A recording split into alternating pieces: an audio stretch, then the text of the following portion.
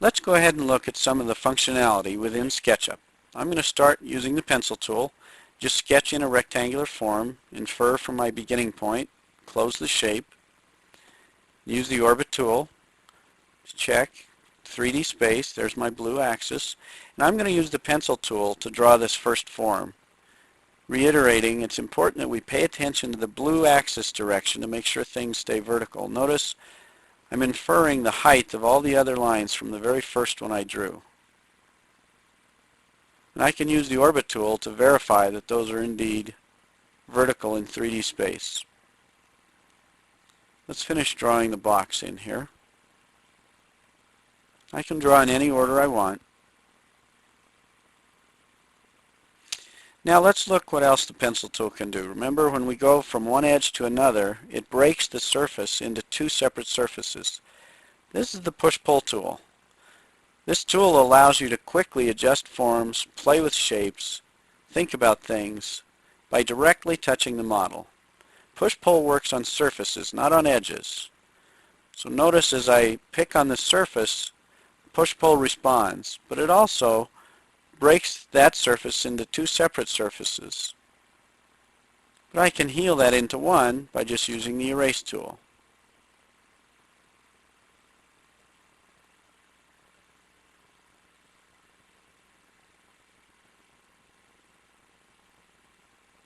Again, I can add an edge here, allow me to pull that volume out with the push-pull tool. The push-pull tool is just an accelerated line drawing tool. You could have drawn that same volume with just lines.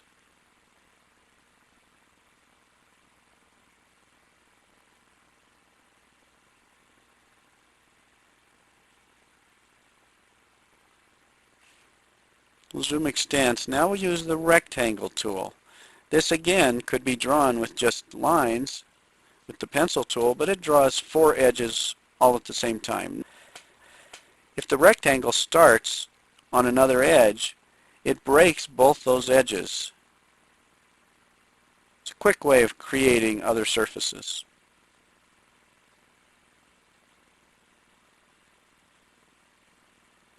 Looking at that top volume, let's say we wanted it set back from the main face of the building. We'll just use the pencil tool, draw in an edge, which breaks both those surfaces, and now push-pull can adjust it again. It's a quick way of playing with things by proportion. By erasing those edges, I'm healing that top surface into a single surface around that upper volume. We use the zoom in window tool here. Let's say we wanted to put some windows on this building. I'll use the rectangle tool.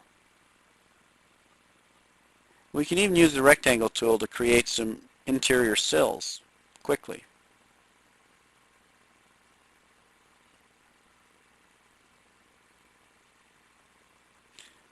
We can even use the midpoint inference point to lock that last sill. Now by double-clicking with the push-pull tool, it repeats the last distance offset, so we can quickly create the windows all at the same depth. We'll erase those out.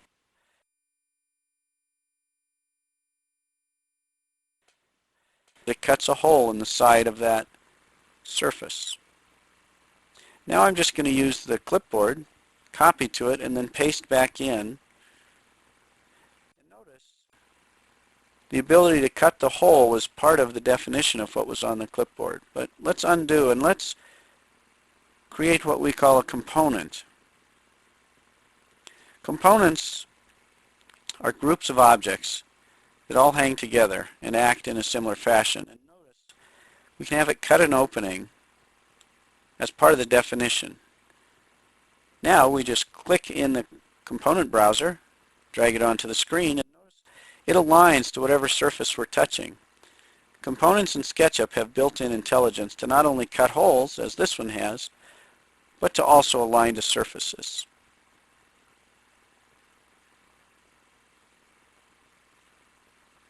I'm going to grab both components and copy them to the clipboard. As I paste them in, they're now both components, so they're redefinable, but they also cut holes again. This is just a quick way of grouping them so we can place them in a more rapid fashion.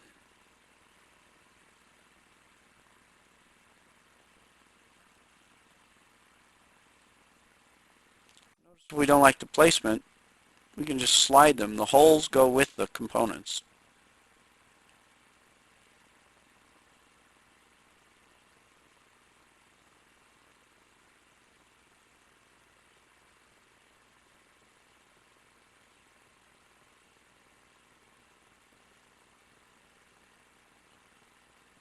I'm going to put a couple on the front of the building, maybe one on the side here.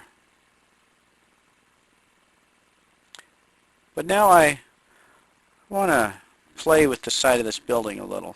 So we'll take the pencil tool and we'll draw on that surface. We'll split right between the window banks. We'll move that window out of the way.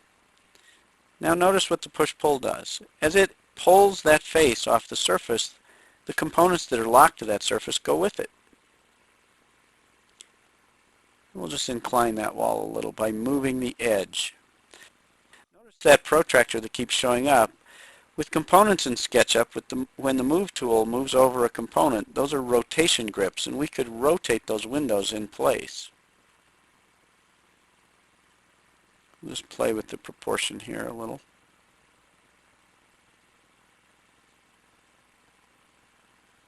To move those windows, I have to select them both first, and then the Move just slides them across the surface, keeps them aligned the way they were. The Move tool can also move a whole surface in 3D.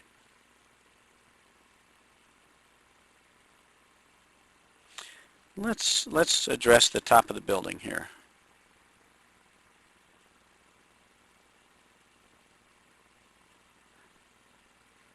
Again, we'll just use the pencil tool on a surface.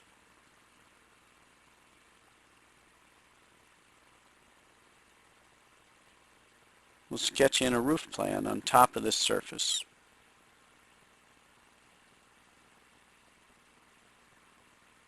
To select multiple objects, you can hold down Shift while you're picking. Allows you to pick a bunch. Now the Move tool can just loft that roof right off the surface.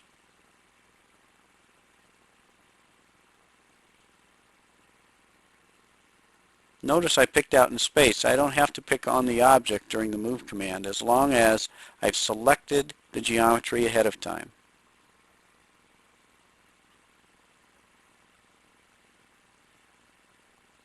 Let's put a roof on this lower form. Again, good old pencil tool. Infer across, complete it, draw some valleys in. Let's say we want a gable end here, sloping hipped gable.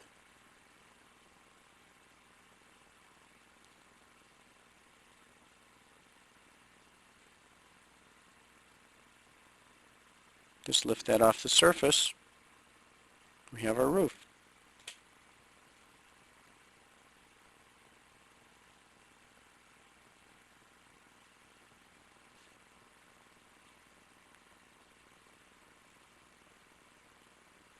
Let's put an entry in here. You can draw a rectangle on a face oriented in any direction. It breaks that geometry now. So now I have 3 different surfaces, but I'll erase that inner line. Now I have 2 separate surfaces. Let's take a look at a new advanced tool. First I'll move these to a keystone shape. We're going to look at the Offset tool. First I'll select the edges I want to offset. Hold down Shift so I can select a multiple. Then I pick the Offset tool, and it asks me a base point, then the amount I want to offset that inwards. I can also pick directly on a surface, and it knows all the bounding edges to be offset, but I wanted those to stay anchored at the base of the building. So I picked all the outside edges.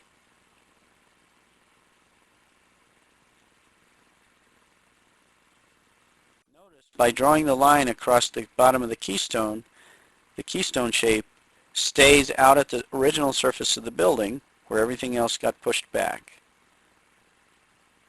You'll find SketchUp allows you to treat surfaces in a whole different way than you're used to.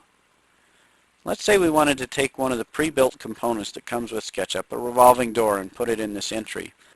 Oops, we find out our building's not big enough. To this point we haven't worried about numbers, but everything's the proportion we want. Well, I'm going to zoom in here, take the tape measure tool, click on one corner, hold down shift and click on the other. It says it's 22 feet. I want it to be 34 feet. I just type it in and it resizes the whole model, but everything stays in proportion. Now let's take that same revolving door and voila, we can fit it in the building now. We'll zoom in a little using the roller wheel on the mouse,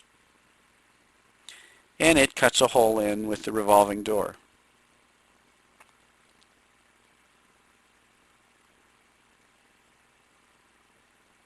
The zoom extends. Let's put some windows up in the upper tower.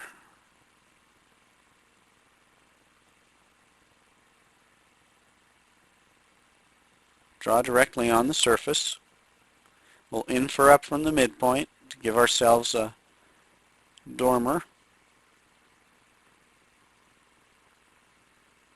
Well, let me show you something. I'm going to undo. Let's back out and let's put we'll put a couple trees on the outside of the building. So we'll go to Components and the Landscape components. Let's put a couple trees in the front. Maybe one there. Notice the red dots that show up with the Move tool. Those are rotation grips. And now, let's look at shadows within SketchUp. I'm going to tell it to cast shadows and to let faces cast on other faces. We call those self-casting shadows. Now, as I move the sliders, the shadows sweep across the surface.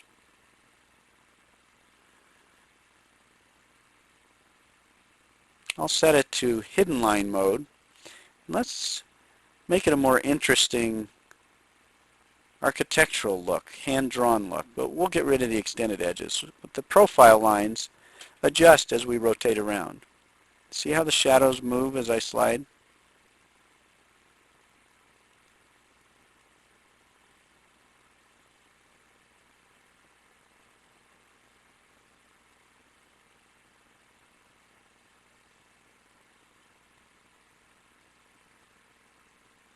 And the shadows are real time. So anything I do to the model is reflected immediately. That's the basic premise of SketchUp. Whatever you're doing and working on, you should be able to interact directly with it and get immediate feedback for your design ideas. We'll shorten this up just a little. And I can right-click and just select Erase. I'm just going to use the clipboard. Oops, didn't quite get them all. I go to wireframe to check and make sure I haven't selected anything behind. I'll copy that to the clipboard and then paste it back in. And again, the whole gets pasted with it. So I don't have to define a component of it if I don't want to.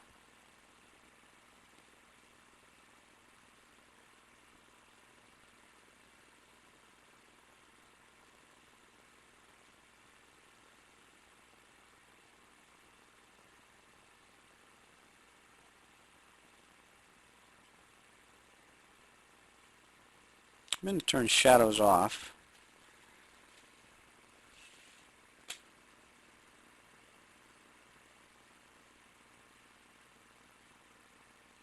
Within SketchUp, you can apply materials with the Paint Bucket tool.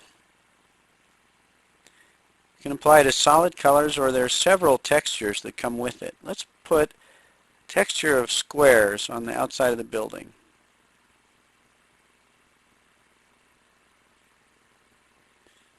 And maybe we want some stone for the top tower.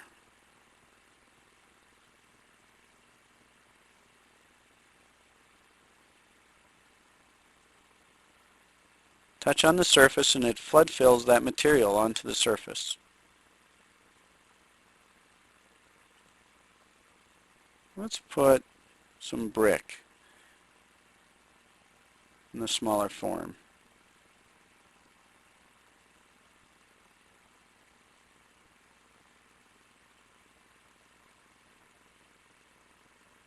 I'm going to show you something interesting about textures here. Let's use push-pull to pull a volume out from this wall. The textures get applied, so it knows where that came from. Let's say we want a shed form there. We can even modify by lifting it up by touching the surface. Now let's apply some roofing material. Maybe some standing seam, red roof.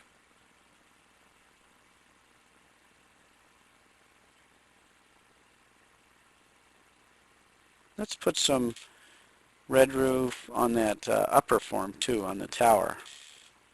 We'll zoom in there. And again, zoom's transparent, so we're still in the paint bucket tool. We'll just paint that material right on there. You can create your own textures and add them to SketchUp.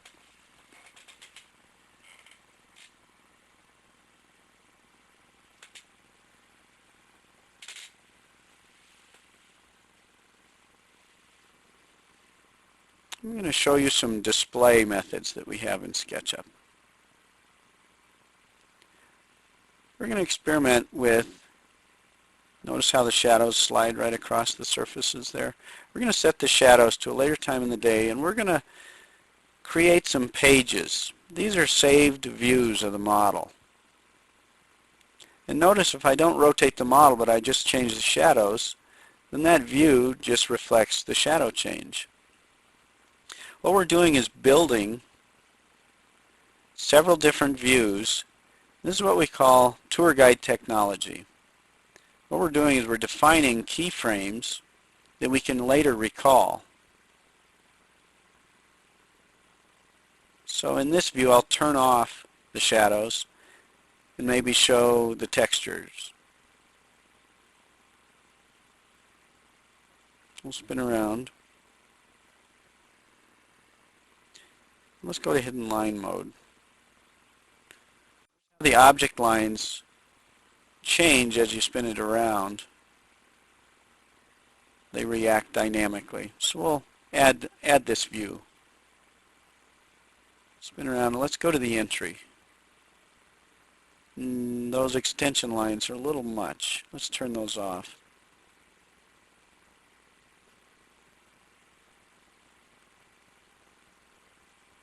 We have textures here. Let's put those back on. Okay. Now watch, as I click, it interpolates back to there, and we can start a slideshow. This is a way we can present to a client a not pre-recorded, but a preset series of views, and we can narrate it as we fly around the model, leaving you free to just discuss the design ideas.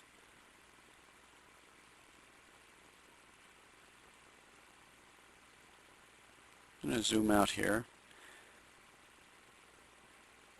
Now I'm going to show you how you can place the camera exactly in the model. Pick the position camera tool and we'll touch down on the surface. It zooms us in and puts our eye point 5'6" above wherever we touched. Now we can look around as if we're down on the surface. But let's increase our field of view so we can see more. We'll use a wide angle lens. We pick the zoom tool, hold down shift, and as I pull out it increases our field of view. Now I can look around again. Let's use the walk tool and let's walk into this model. So I can walk right through those doors into the inner space. And I realize, oops, I need some windows on that back wall. I'm going to save this view, save this page. I'm just going to recall one that's on the outside. Oops, I need the orbit. We'll spin around to the back side, and let's copy those two banks of windows down to the lower level.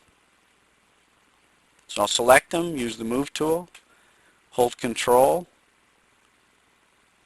and I have new windows. Now when I go back to page 6, those changes are dynamic. They're reflected And I can even turn on the shadows while I'm inside the building and see what's going to happen during the course of the day.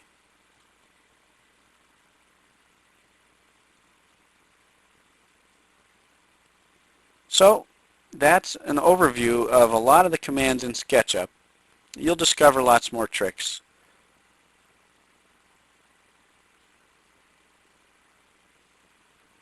Have fun sketching!